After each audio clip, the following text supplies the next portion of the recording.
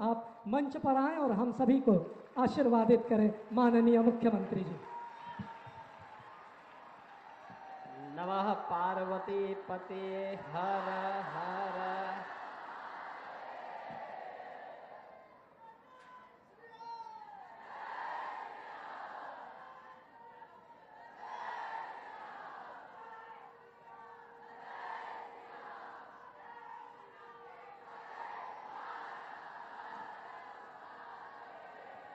आज के समारोह के विशिष्ट अतिथि के रूप में उपस्थित प्रदेश सरकार में मंत्रिमंडल के मेरे सहयोगी, उच्च शिक्षा के मंत्री श्री योगेंद्र उपाध्याय जी,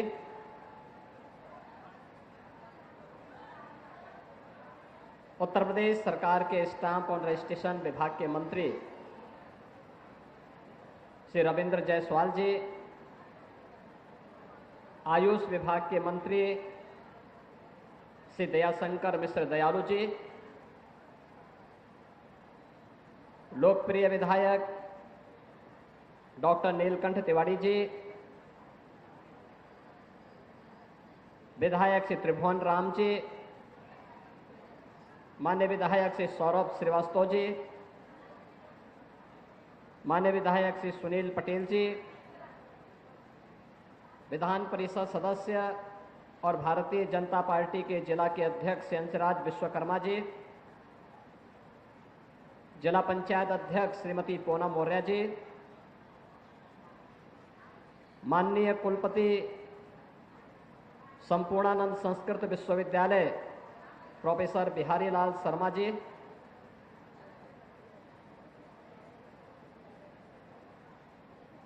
श्री काशी विश्वनाथ मंदिर न्यास परिषद के अध्यक्ष प्रोफेसर नागेंद्र पांडे जी,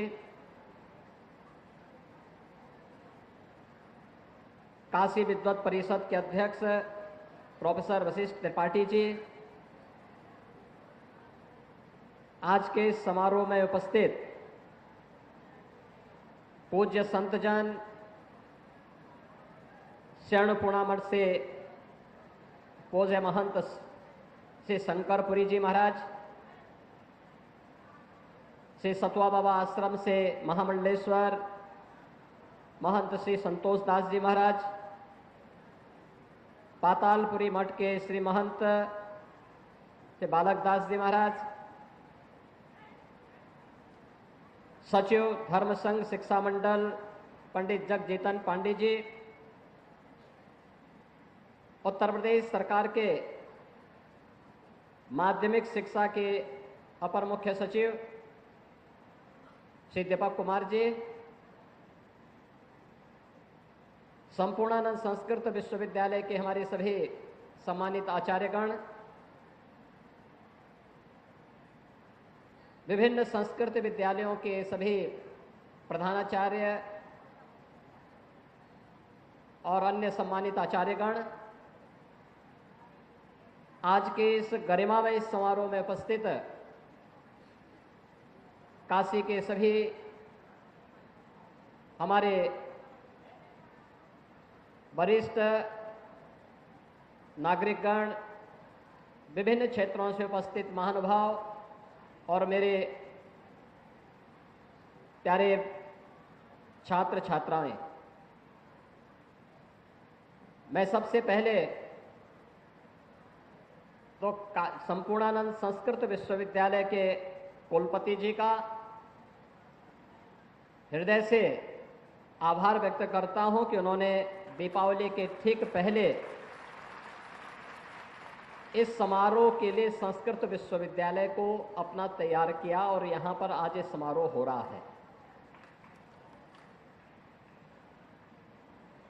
यह समारोह संस्कृत के लिए, भारतीय संस्कृति के लिए और उसकी आत्मा की दृष्टि से अत्यंत महत्वपूर्ण समारोह है।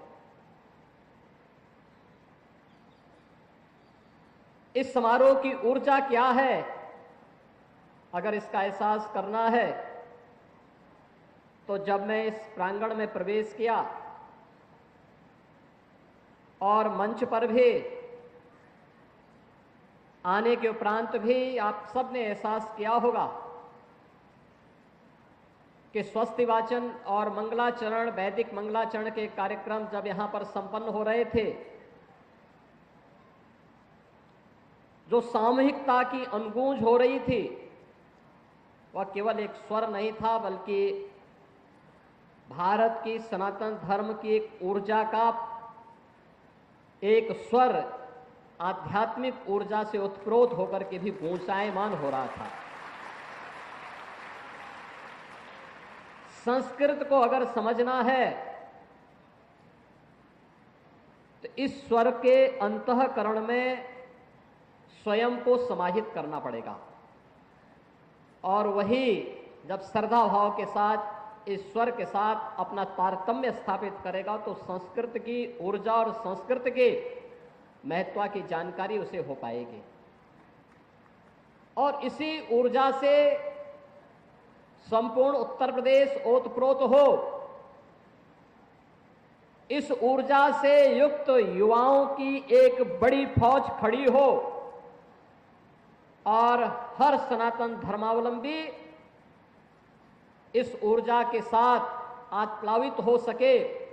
इस दृष्टि से इस समारोह के साथ हम दीपावली के ठीक पहले देश के सबसे प्राचीन इस संस्कृत विश्वविद्यालय में डॉक्टर संपूर्णानंद जी के नाम पर स्थापित संपूर्णानंद संस्कृत विश्वविद्यालय के साथ जुड़ रहे हैं। मुझे आश्चर्य होता है, गरीब छात्रों के लिए छात्रवृत्ति होनी चाहिए, मिलनी चाहिए, वंचित छात्रों को ये छात्रवृत्ति मिलनी चाहिए, ये अभिनंदनीय प्रयास हुआ, लेकिन संस्कृत को क्यों उससे उपेक्षित किया गया ये मैं नहीं समझ पाया। अभी तक संस्कृत के केवल 300 बच्चों के लिए स्कॉलरशिप की व्यवस्था थी और उसके लिए भी छात्रों को पता नहीं था, कोई आवेदन नहीं कर पाता था। कुल 300, 25 करोड़ की आबादी है। मैं आश्चर्यचकित करता था, संपूर्णानंद संस्कृत विश्वविद्यालय से जब प्रथमा, पूर्व मध्यमा, उत्तर मध्यमा की भी मान्यता प्राप्त होती थी, तब नेपाल और देश के अलग अलग जगहों के छात्र काशी में भी, गोरखपुर में भी अध्ययन करने के लिए आते थे। सन 2001 में उत्तर प्रदेश संस्कृत परिषद बनी और परिषद को मान्यता नहीं मिली, लेकिन छात्रों का प्रवेश होता रहा। कभी प्रयास नहीं हो पाया कि इस संस्कृत परिषद को हम मान्यता दिला पाए। मैंने जब एक बार छात्रों की संख्या के बारे में पूछा कि वे संस्कृत से छात्र क्यों भाग रहे हैं, पता लगा कि मान्यता न होने के कारण बाहर के बच्चे अब आने से कतराते हैं। हम लोगों ने मान्यता बहाल करवाई। आज उत्तर प्रदेश संस्कृत परिषद में भी संपूर्णानंद संस्कृत विश्वविद्यालय की मान्यता पहले से थी और यह देश का प्राचीन संस्कृत विश्वविद्यालय है। अपनी एक लंबी यात्रा इस संस्कृत संस्थान ने आगे लेकर के चला है, बढ़ा है, गौरवशाली परंपरा के साथ आगे बढ़ा है। लेकिन संस्कृत परिषद को मान्यता तब मिल पाई जब हम लोगों की सरकार 2017 में आए और आज उत्तर प्रदेश संस्कृत परिषद को भी मान्यता है। अब मैं देखता हूं छात्रों की संख्या में बढ़ोतरी, लेकिन एक उपेक्षा का भाव जो देखने को मिला था, और आज इसीलिए हम सब आज यहां पर उपस्थित हुए हैं कि अभी तो हम लोगों ने यहां पे संस्कृत के बच्चों के लिए, मैं आश्चर्यचकित था, पहले तो स्कॉलरशिप नहीं मिलती थी, उसमें भी आय सीमा जोड़ दी गई। तो हम लोगों ने कहा नहीं, संस्कृत के साथ जुड़ने वाले हर छात्र को ये स्कॉलरशिप मिलनी चाहिए। और आज जिस स्कॉलरशिप को हम लोगों ने वितरण कार्य प्रारंभ किया है, ये मेरा सौभाग्य है कि दीपावली के पहले यह अवसर प्राप्त हो रहा है हमें। दीपावली के ठीक पहले यानी कल तक इन 69,195 छात्रों के अकाउंट में ये धनराशि उनके अकाउंट में कल पहुंच जाएगी। बैंक खुलते ही ये अकाउंट में पहुंचेगी। लेकिन ये संख्या उत्तर प्रदेश के अंदर जितने भी संस्कृत के बच्चे हैं, प्रथमा से लेकर के आचार्य तक, इन सब के फॉर्म भरवाने हैं, सबको ये स्कॉलरशिप उपलब्ध करवानी है। इसके लिए हर संस्थान को लगना पड़ेगा, अपने स्तर पर प्रयास करना पड़ेगा और इसको आगे बढ़ाना पड़ेगा।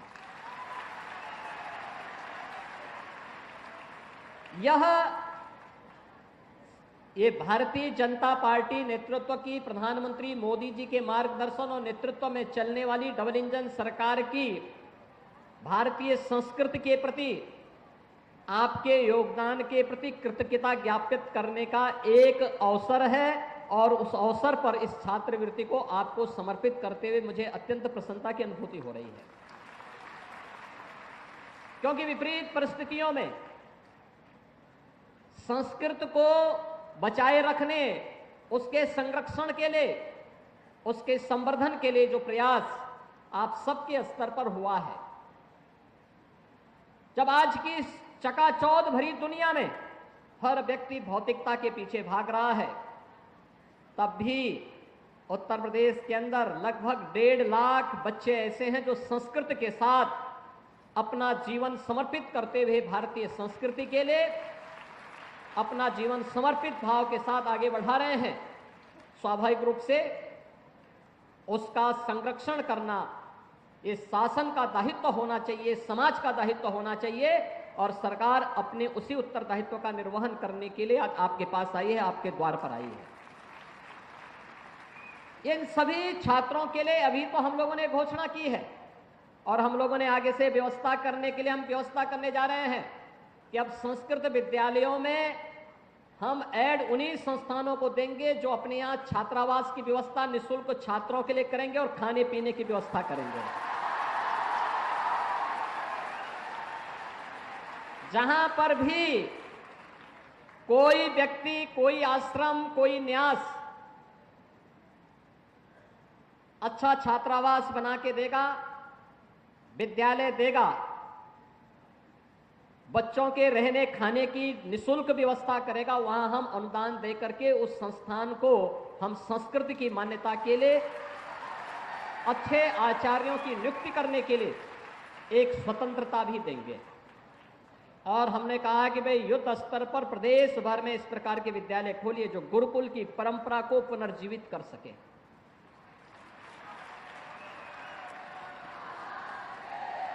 क्योंकि ये परंपरा ही हमारी वास्तविक ताकत है।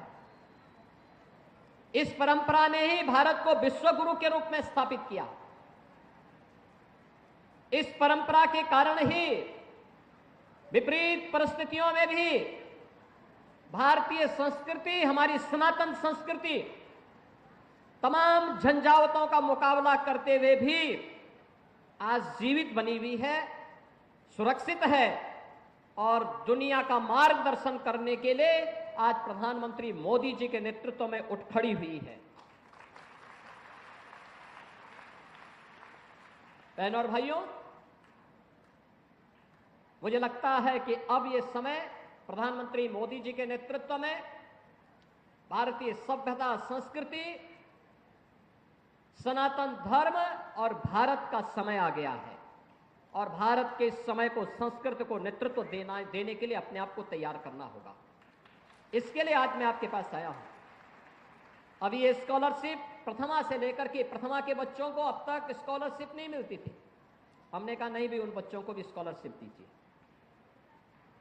संपूर्णानंद संस्कृत विश्वविद्यालय सबसे पुराना विश्वविद्यालय, यहां के बच्चों को स्कॉलरशिप नहीं मिलती थी।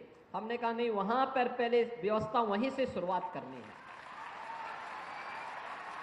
और आज इसीलिए हम लोग आए हैं। इसलिए सभी बच्चे अपना अकाउंट जिन लोगों ने खोल लिया है और जिन्होंने अपने फॉर्म भर लिए हैं, उनका स्कॉलरशिप कल तक उनके अकाउंट में पहुंचेगा।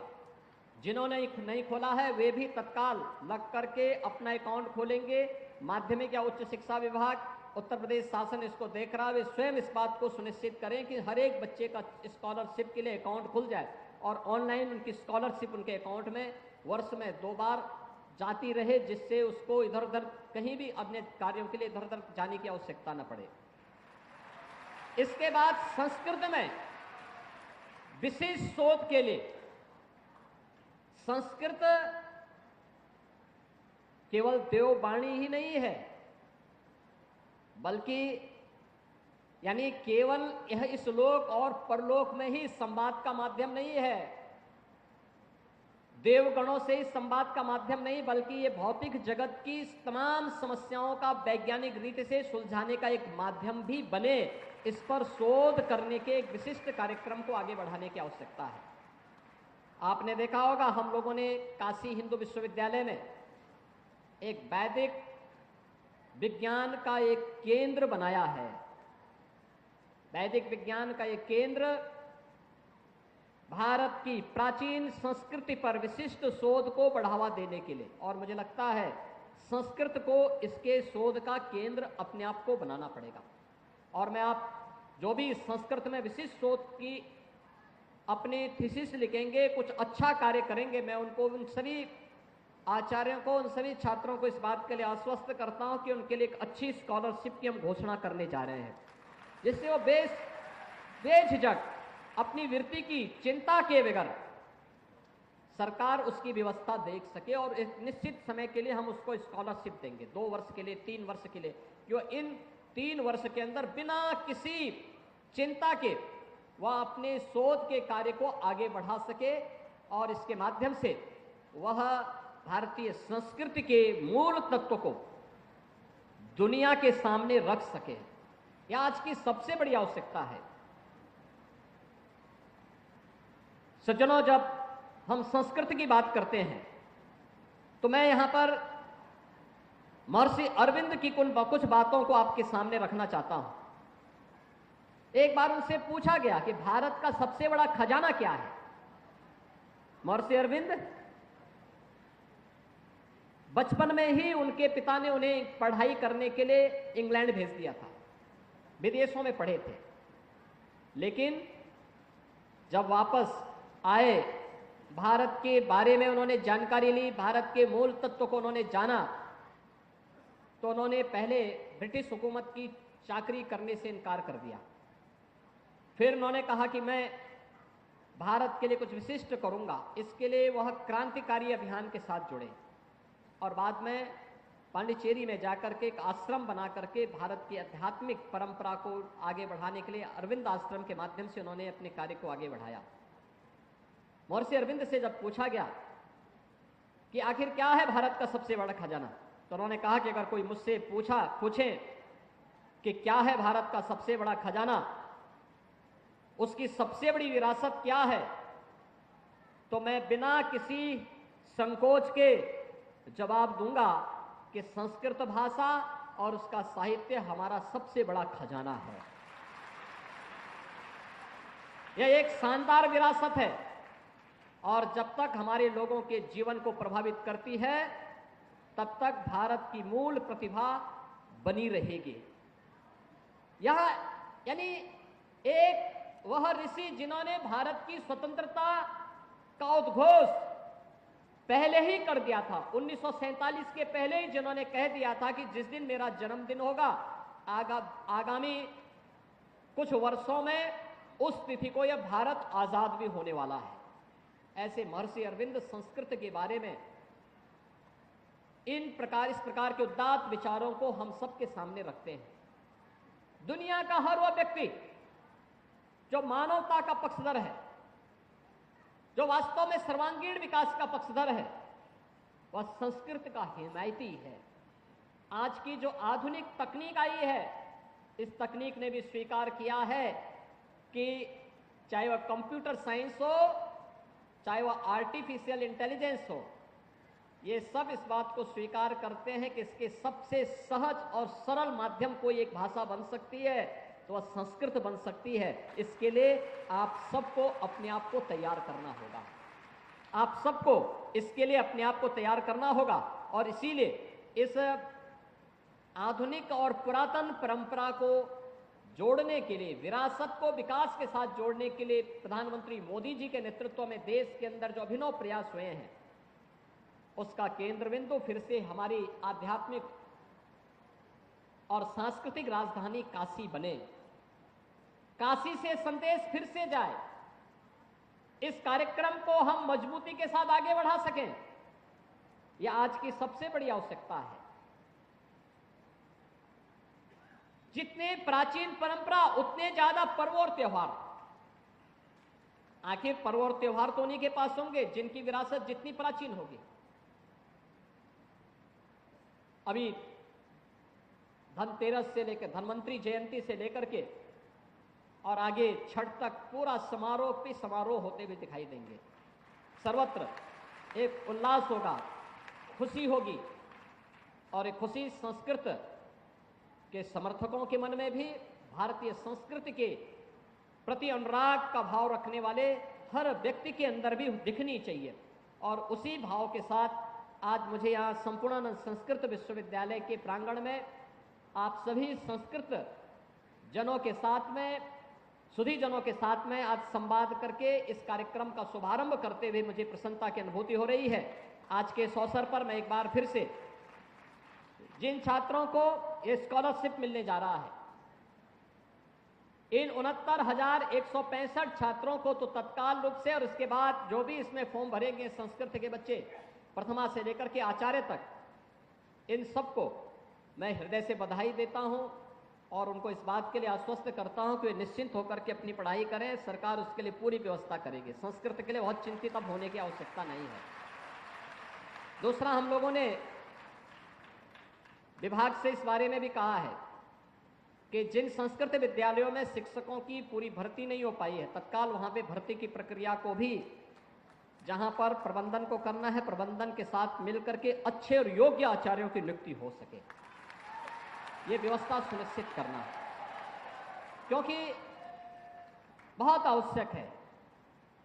और जब तक कोई शिक्षक नियुक्त नहीं होता है, आप तब तक उन्हें मानदेय पर अच्छे शिक्षकों की तैनाती दीजिए और नियुक्ति में उनको अगर वेटेज देंगे, थोड़ी भी उनको प्राथमिकता देंगे, तो वे और भी अच्छे ढंग से इस कार्य को आगे बढ़ा देंगे। और मुझे लगता है कि एक फिक्स मानदेय पर जो शिक्षक पढ़ा रहे हैं, अगर हम उनको वेटेज दे करके आगे बढ़ाएंगे तो मुझे लगता है उसका अच्छा संदेश जाएगा। वे और भी अच्छे ढंग से इन छात्रों को संस्कृत के प्रति आकर्षित करने में, उन्हें आगे बढ़ाने में मदद कर पाएंगे, उसको और आगे बढ़ाने में उनको भी अच्छा लगेगा। ये कार्य हमें तेजी के साथ करना होगा। संस्कृत को वैज्ञानिक भाषा है और इसको उसी रूप में आगे बढ़ाने के लिए हम लोगों को अपने स्तर पर प्रयास करना होगा। आज के परिप्रेक्ष्य में संस्कृत का उपयोग किस रूप में हम आगे बढ़ा सकते हैं, इसको भारतीय संस्कृति की दृष्टि से भी, वैज्ञानिक भाषा है इस दृष्टि से भी, और ज्ञान विज्ञान की इस भाषा को हम आने वाले समय में भारत की विरासत और भारत की ज्ञान की धरोहर के रूप में मजबूती के साथ आगे बढ़ा सकें, इसके लिए अब युद्ध स्तर पर लग करके कार्य करने की आवश्यकता है। मैं पिछले दिनों स्वयं भी यहाँ पे संपूर्णानंद संस्कृत विश्वविद्यालय के प्रांगण में आया था। मैं अचानक आया था, मैंने कुलपति से आग्रह किया कि मैं विश्वविद्यालय में आ रहा हूं, और मैंने देखा है लगभग 75,000 से अधिक पांडुलिपियां, प्राचीन पांडुलिपियां यहाँ पे संरक्षित हैं। उनके संरक्षण का कार्य हो रहा है। विशिष्ट शोध अलग अलग विषयों पर जो यहां पर हुए हैं, उसको लेकर के हमें और भी अच्छे ढंग से कार्य को आगे बढ़ाने की आवश्यकता है। अन्य इस प्रकार के ताम्रपत्र और पांडुलिपियां जहां तहां पड़ी हुई है, उन्हें भी संरक्षित करने की आवश्यकता है, क्योंकि भारतीय संस्कृति के संरक्षण का दायित्व ये केवल और केवल संस्कृत उठा सकती है। संस्कृत के प्रति अनुराग रखने वाले लोग उठा सकते हैं। संस्कृत के प्रति श्रद्धा का भाव रखने वाले आज का युवा उठा सकता है। सरकार का संरक्षण मिलेगा, सरकार इसमें भरपूर सहयोग करेगी। और मैंने यहाँ पे संस्कृत संपूर्णानंद संस्कृत विश्वविद्यालय के कुलपति से भी कहा है कि विश्वविद्यालय का एक पूरी कार्य योजना बना करके वे हमें प्रस्तुत करें।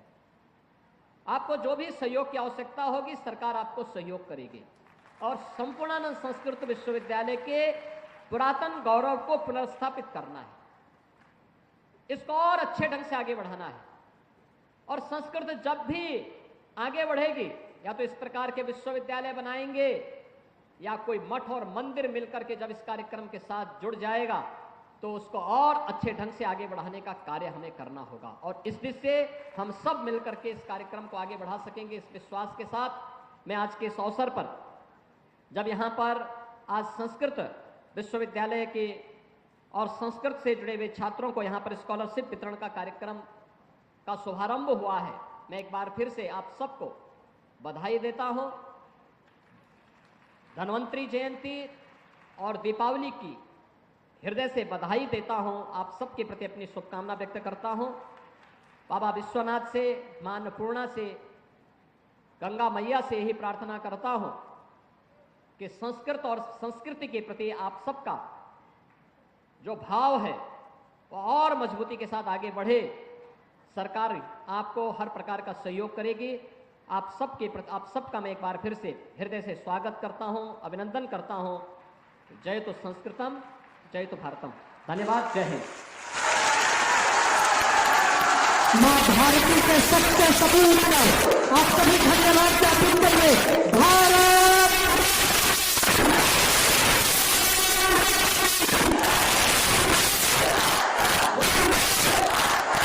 इसी के साथ